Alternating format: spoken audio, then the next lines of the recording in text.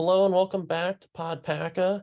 Today we have the pleasure of learning more about a nursing home and also how do they function a nursing home in such a small community. So here are our first guests. Hi, I'm Sally. I currently live in Waupaca Wauwega. Yeah, this has kind of been my home on and off all my life. And I'm Shannon. I'm the director of nursing at Bethany. I have lived in Waupaca for the last 12 years.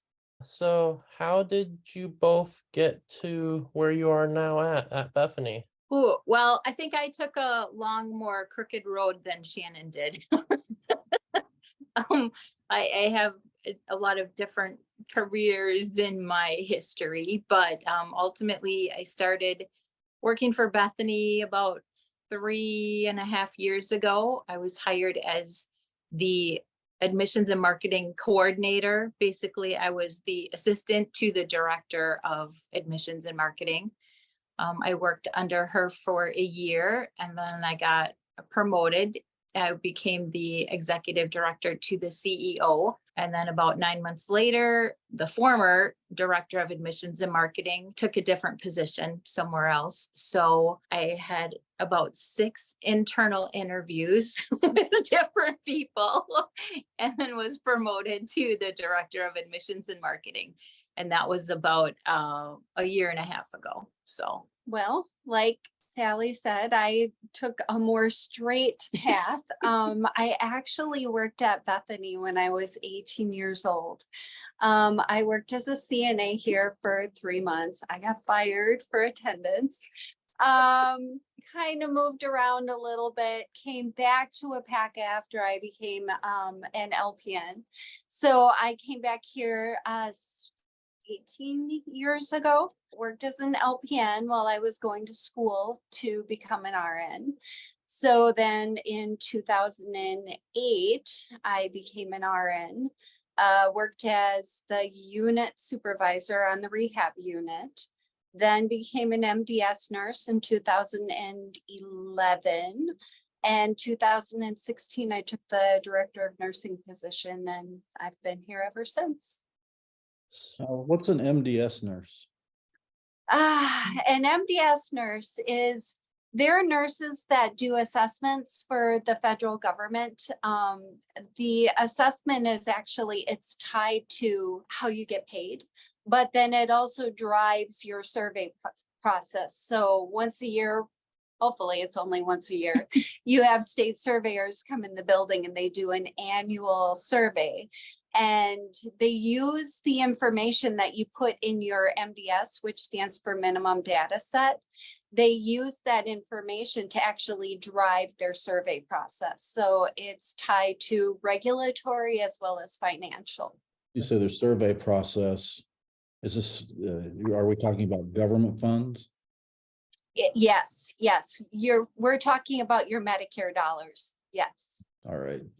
I didn't know this until I moved here and started this job and got really into it. But honestly, the only thing that's more highly regulated than a Wisconsin nursing home is a nuclear power plant. True story. For real. So we had a survey in March of this year, was our yearly survey. They don't give us a heads up. They just come in the door one morning, about 3 or 4 people, and say, we're here to do your annual survey. And we're all like, oh, okay. It's so panic mode. Yes. They're here for 3 to 4 days. Hopefully 3. Every once in a while, you'll get them for 4 if you're not doing too hot. Right. And this year, in our survey in March, we had a 100% deficiency-free survey. Wow. Yay! First one ever. Yeah. Yeah, I would think that would be incredibly difficult to achieve.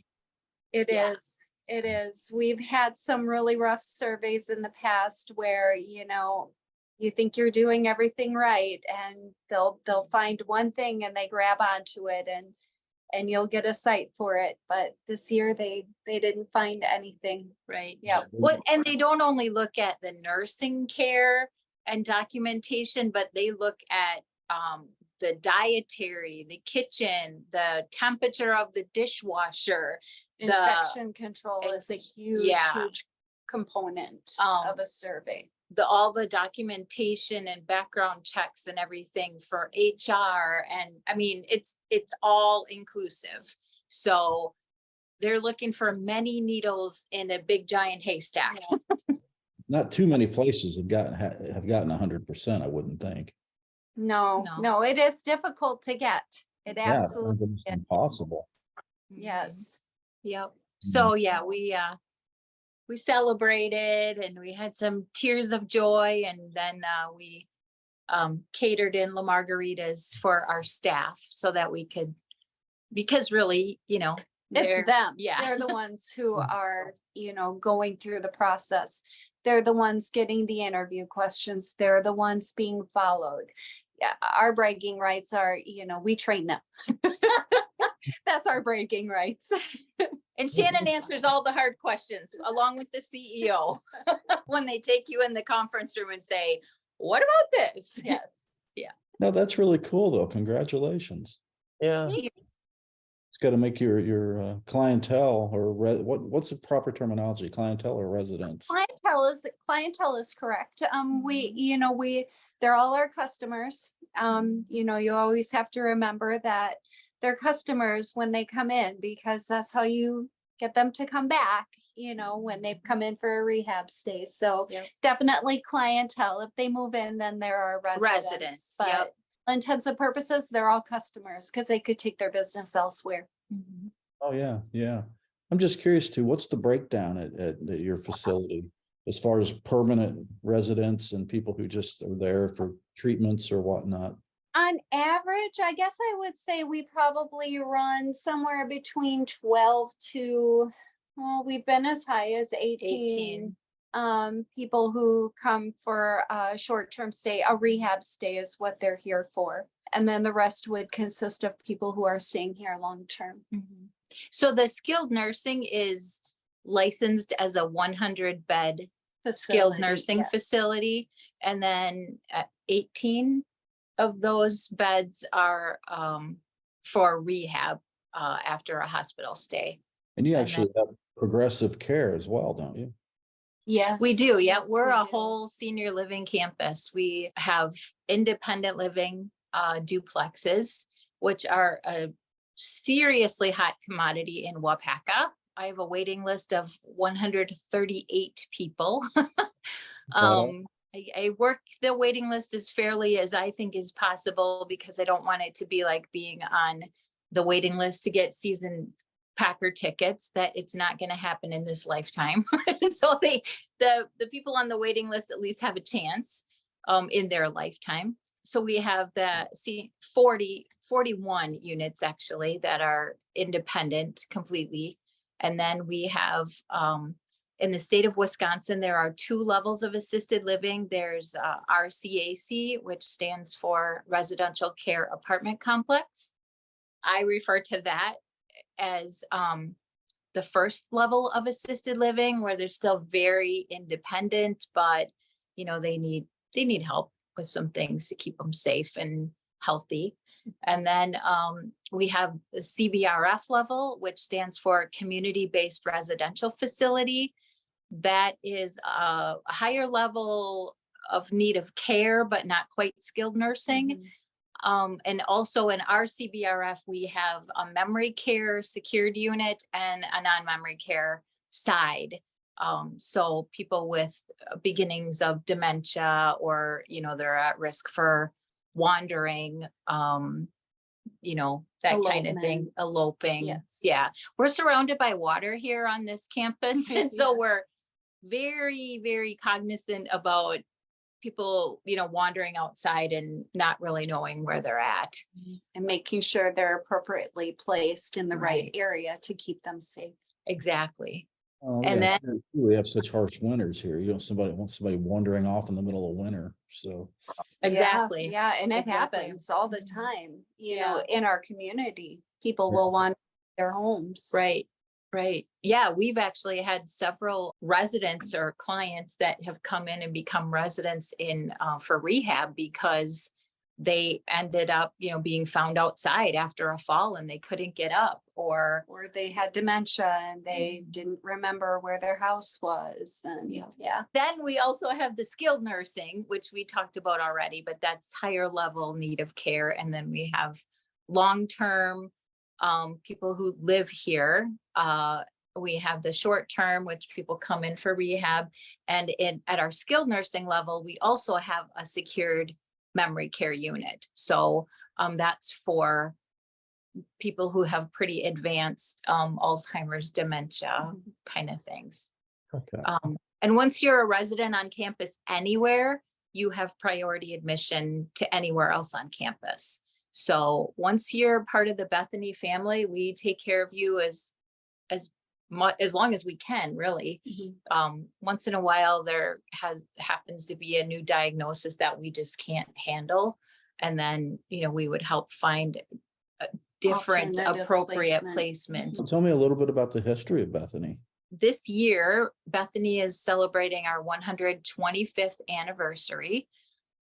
We are going to have a great big celebration here on campus on July 22nd from 9 to 4 with entertainment, bingo, raffle baskets, bingo.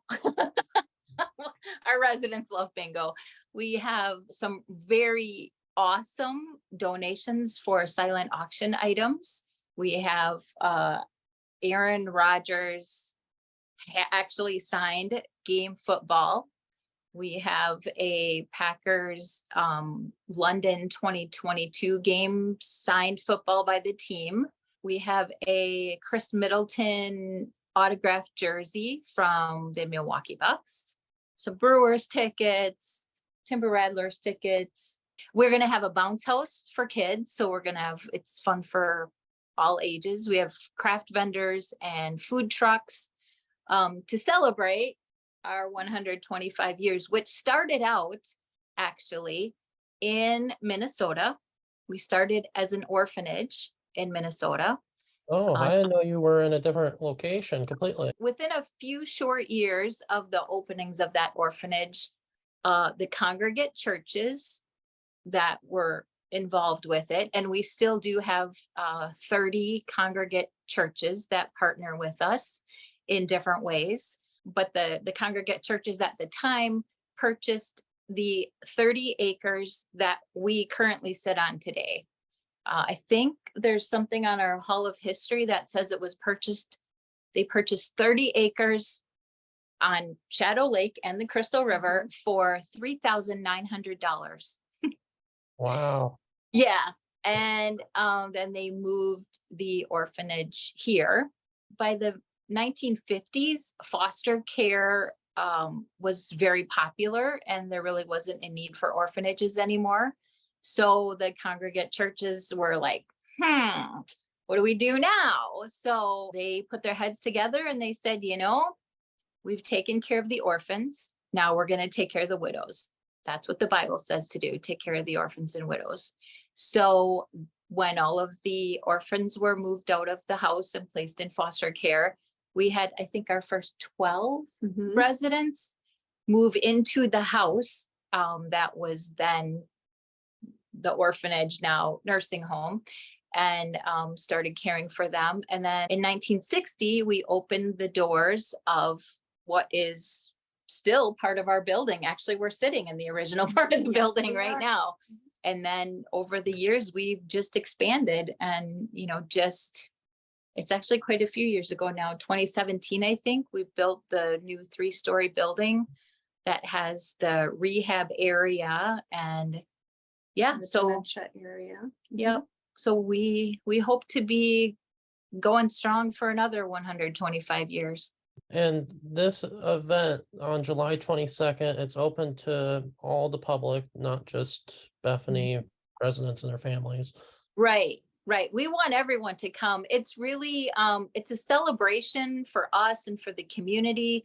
It's also a fundraiser because we are a nonprofit organization. We do we are licensed for Medicare and Medicaid, but I think anybody who knows anything about the payment of Medicare and Medicaid and any other insurance, it's a struggle sometimes. It is a struggle. And, with staffing the way that it is in today's age, you have to compete with your wages and the cost of things. Like, Shannon, can you say, like, what's our typical cost per day per resident? Do you know that? I think when we did the math, it was $389 a day to take care of a resident. Well, our private pay rates doesn't even cover the $389 a day. And that's just for your kind of average care need person. When we have residents that are sliding scale diabetic, or they have wound cares or wound vacs or feeding tubes or all that stuff, that even gets more and more and more. IV is expensive medications. Are most nursing homes nonprofit like you guys? No, not at all. No, most of them are for profit. Right. And most of them, are corporate. Owned, yes. There are other places in the country that are called Bethany Home, but they're not. We're just a standalone. It's just us and our, 30 or 32 congregate churches and our staff and our residents. So we really, really need to have the support of our community. Yes. Because I don't think enough people realize you're a nonprofit. If like nursing homes aren't usually nonprofit, then that's a safe assumption. But so all of the churches contribute to the cost of that $389 a day. That's how you're able to get the money you need to support the residents. No, actually, we're not specifically funded by our congregate churches at all. We do have, like, one of our congregate churches donated or gave us enough monies to put in a loop system for hearing aid people in our chapel, because we do have a chapel here, right in the original building. So they've helped with that. What else have they? I mean, they've donated funds for different projects that we've had, but they don't support us on a monthly or regular basis at all. Like, they don't tithe to us or anything like that. There's no financial funding, just Right. there's funding of different projects. Okay. So how is the Bethany Home able to be funded? If I can ask that. So my answer to that question is God. Really? God always provides for us somehow, some way, because there have been times, I think, when Bethany as an organization was in a position in the past and present where we have thought, I don't know how we're going to do this. But we've always been able to somehow. We have different funding sources, like in the Shadow Woods duplexes. Those people pay privately, and we don't take, we're not low income based or anything. So we don't take funding from HUD or anything like that. The RCAC first level of assisted living apartments, those are all private payment. If someone has a long-term care insurance policy, our RCAC will meet the criteria for them to reimburse the resident for those funds.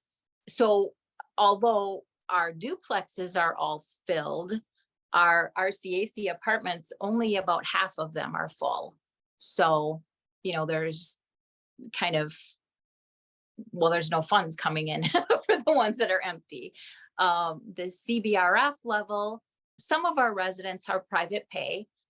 Most of them in the CBRF they qualify for Medicaid. And so they are enrolled in a state Medicare funding program, and they pay the bill.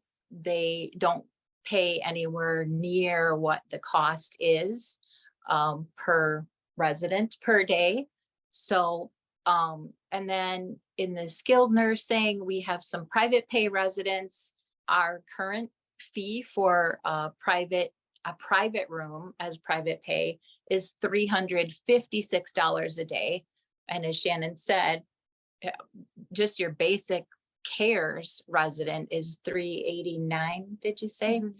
Yeah. So that we also have some people who qualify for Medicaid. So either straight federal Medicaid pays for them, or they're enrolled in a family care program, or in the rehab, that's funded primarily by Medicare and your regular red, white, and blue Medicare or a Medicare Advantage plan. But Medicare doesn't pay for your rent or your house payment. Medicare doesn't pay for you to stay long term. So I would have to say that a lot of our additional funding, you were talking about, where's the gap coming in? How are we able to continue to sustain ourselves if we're only making $356 a day when it costs $389 a day to take care of them? So Medicare pays better than that. And then it pays based on a sliding scale. So, when you first come in, the first 3 days might be $1,100 a day for those first 3 days you get paid for. And then it continuously incrementally drops down until you get to your 100 days if you're skillable for those 100 days. So typically what we try to look for is we want to get them in. The residents want to get out of here just as quickly as they come in as well. So, our goal is get them in, get them rehabbed, get them out, because then the less time they stay, the more reimbursement we've earned on the front end versus the back end. Mm-hmm. So that is one way that we can kind of balance that. So we really try to push to try and get our Medicare Part A people in so we can continue to sustain ourselves. Right. And that's the whole rehab department is like, it should be a revolving door, because that's what it's created for short-term stay, for people to come in after a hospital stay to get their therapies, to get strong enough to go back home, or if they're not able to return home, possibly go to the CBRF or the RCAC. Yeah, because somewhere on our campus. Let's face it, no one, when they're growing up, says, when I grow up, I want to live in a nursing home. So no. They all want to go home. I do want to talk about the faith part of the Bethany Home. So how is running a nursing home that is a Christian nursing home different than a nursing home without Christianity or religion involved in it? I would say probably the most obvious and significant thing is we have currently have 4 chaplains on staff. They rotate by week. They're here Monday through Friday. They meet one-on-one with residents. They're also here for staff. They do Bible studies. We have our own chapel. We do every Wednesday mid-morning. There is a message service from different pastors or priests or clergymen from the community who come in and give message for our residents, and staff can attend if they're able. We have a Sunday morning message every week. We are Lutheran affiliated, so they're mostly Lutheran. We do have, though the people who come in on Wednesdays, they're from all different denominations. On the first Monday of every month, we have a Catholic service. So that's the most significant difference, and really what makes us unique and special. Is that rare for nursing homes to be faith-based like this? I don't hear of very many facilities being faith-based. Typically, it is more your not-for-profits that are faith-based. You've got some county homes, they're not for profit as well, but not necessarily faith-based. Right. So yeah, I would say it's a rarity. One thing that I personally feel free to do in working here at Bethany as opposed to maybe a different nursing home is because I'm the director of admissions, I'm the contact that people have when they have to find a place for their loved one and they're just really struggling emotionally, sometimes physically, they're just drained. And I'm their first contact. And so I can talk with them, kind of through the maze, because it really is a big maze. And also if I feel the urge or the desire or the prompting to pray with them, I just do. I just ask them if I can, and I do. And I've cried with some people. I hug a lot of people. I'm a big hugger. Right, Shannon? Yes. We have ads on the family radio, which is a Christian radio station. And one of our ads was a testimonial of it was a wife whose husband was here and he was on hospice, not doing well. She spent a lot of time in my office and cried, and we prayed together and everything. And we actually have like a hotel suite that's available, which is not, I don't know other nursing homes that have that, No. but it's available here for family members, either if they come to visit from out of town or, if their family member is passing, and then they can just stay right here on campus in the hotel suite room for a minimal, it's $50 a night, but they're right here and they can get good sleep other than trying to sleep in a chair or a cot in the room. But when her husband passed, her testimony is that she said she'd never been with someone who had passed before. And when he passed, the nurse that was on that day opened the window and rubbed his head and said, "Fly high with the angels." And you don't just get that in any non-unique nursing home. So that's who we are. Working with a nursing home, you're working with a lot of the elderly, and you shared that story with us now. How do you deal with a profession where you are dealing with people that are in pain, that are struggling? How do you help motivate them and stay positive yourselves and not be negative? That comes with time and experience. I want to say exposure would be a good word without sounding callous. That if it gets to that point to where, they're getting ready to pass, you're there, you're comforting them, you're comforting the family. Your job, your position is to help them transition comfortably.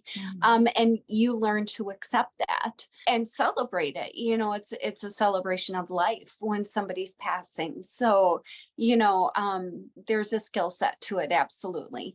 If you're talking about somebody who is in rehab, for instance, who we're expecting that they're going to go home, and let's face it, anytime you come to rehab, it's because you had something happen. So, be it a fracture or be it some sort of surgery, there's always pain associated. So, I would say that, again, that is also kind of a skill set. So you're looking for those cues, the grimacing, or I know that my patient is going to go to therapy at 9:00 and I'm doing my 8:00 med pass. I'm going to give you something for pain before you go, because I want you to be able to work really hard, have a good experience, because I know that that's key. It's so important for them to have that pain and control so they can be aggressive, so they can get out of here sooner. I don't see that side of it. Usually, like our rehab people, unfortunately, sometimes I don't even ever meet them face to face. But my daughter works here. She's worked as a CNA, and now she's going to school to be a nurse. And, she had shared with me that the first time that she had to do postmortem care, or, clean someone up after they had passed, she was very nervous and uncomfortable. And, now, not that she's done it an awful lot, but it's just she has a different perspective now. It's really, she said it's a way to show honor and respect, to this person who she helped passed. care for. And yeah, so, but it's tough. I mean, we cry. If someone passes, particularly during the day and during the week, we do what's called a walk of honor. And we let staff know we have a walk of honor at a certain entrance way, and so whoever comes down, and we stand there all in a line, and we wait until the funeral home passes through with the resident that passed and their family, and we cry with them, we say goodbye. So yeah, it's tough. Yeah. And I mean, it really and truly is, like I said before, it's a celebration of that person's life. So back in the day, like 30 years ago, not to date myself, but You're when young. I first started working in nursing homes, you used to slip them out the back door because it's uncomfortable for the people who were living. Yeah. And now it's definitely, the mindset has changed. You're honoring that person. This gives the opportunity for some of our residents and our staff to say goodbye in an honorable way. I appreciate that you are open about talking some of these tougher subjects. I think that shows not only more about what you have to go through and what it's like at Bethany and what makes it special, but what happens at a nursing home. So I appreciate that Mhm. a lot. Yeah. Unfortunately, nursing homes over the years have gotten a bad rap, and we're just all about taking all of your money, and that's it's not the case. We have to pay the bills, but really we're here to take care of families, loved ones, when the family can't take care of them themselves. And when they're lonely, when they're happy, when they are afraid, we're the ones that are here 24/7. When the family can't be. We have a resident now who, when I was the executive assistant, would come to my desk and talk with me for a few minutes every day. And I was on vacation in Wisconsin Dells, and his wife passed away when I was gone. And our medical director, which we're very, I think, fortunate and unique that we have our own medical director, Dr. Ellen Wenberg, she sent me an email, and I happened to check my email, asking me, this resident had asked her to have me give him a call because he felt like I was his best friend, and his wife passed. And so, we're more than just directors and nurses and doing admissions and CNAs. In a lot of cases, we're their best family. friends. Yeah. And so when they're angry, they take it out on us. They sure do. Shannon's been slapped more than a few times. When they're sad, it's just, yeah, when they're happy, we get all of it. No, I was just curious of what kind of activities you offer there, like, movie night, river dance, that kind of thing. We have an activities department, and they have activities scheduled in each one of the entities, not Shadow Woods Independent, but in each one of the entities, they have activities scheduled every day, even on the weekends, kind of throughout the day. On Wednesday afternoons at 3:00, we do have a bar, and it's happy hour. So the residents can come and have two of whatever they want to drink. we have tailgating parties, we have ice cream socials, we have lots of bingo because they love bingo. Yeah. Did she mention bingo? Yes. We was it in May? It was National Nursing Home Week. Oh, yes. So we had very big activities planned every day of the week. On Monday, we had a petting zoo come in. We had some kids from Wisconsin Christian Academy, I think, came in one day and planted different flowers and stuff with the residents. And I can't remember everything else we did, but on Friday was our finale. And so we had senior formal, which the residents had formal attire. We had dresses. And so if someone wants to donate their old prom dresses and stuff, we'll use them. Because ours are kind of really outdated. But yeah, hair and makeup and tiaras and the whole 9 yards. And Elvis. Yes, forget and we Elvis. had an Elvis impersonator come in to perform. Mhm. And we have performers come in at least once a month. Every Friday, we have bingo for the whole campus. Bingo. We do a nickel bingo, I think, on Wednesdays, and another bingo on Tuesdays. And but no, all fun aside, like when the Olympics were on TV, we had Bethany Olympics. Mhm. So the RCAC competed against the CBRF and the skilled nursing. And we just did really super fun stuff all week. And then they got medals at the end of the week of, who was the winner. We've had contests between staff. And so the directors of the losing department got a cream pie in the face. And the residents got to be the pie giver in the face. They love that. So yeah, we do all kinds of fun stuff. What do you find to be the most fun part of your job? Heather? And our residents. Yes. Without them, we wouldn't have a job. Right. And it really is like some days are really, really hard, and we can cry on each other's shoulders, and we can laugh like crazy and just be dorky. Well, I can be dorky. Shannon is not really dorky. And just have fun, or just be at our wits' end and be angry. Mhm. And it's okay, because it's a safe place. And We're definitely very family oriented. Yes. I would consider Yeah. us more of a family than a coworker. She's Yeah. more my family than coworker. Yep. And the residents too, really, when you're a resident on Bethany campus, you're part of our family. And just like families take care of their own until they absolutely can't anymore, we will take care of them all the way to the end, as long as we can meet their needs. Thank you again, Sally and Shannon, for being on today. The Bethany 125th anniversary party is on July 22nd, and that is at the Bethany Home Yes. in Waupaca, Wisconsin. Yep. Yes. Yep. See you there.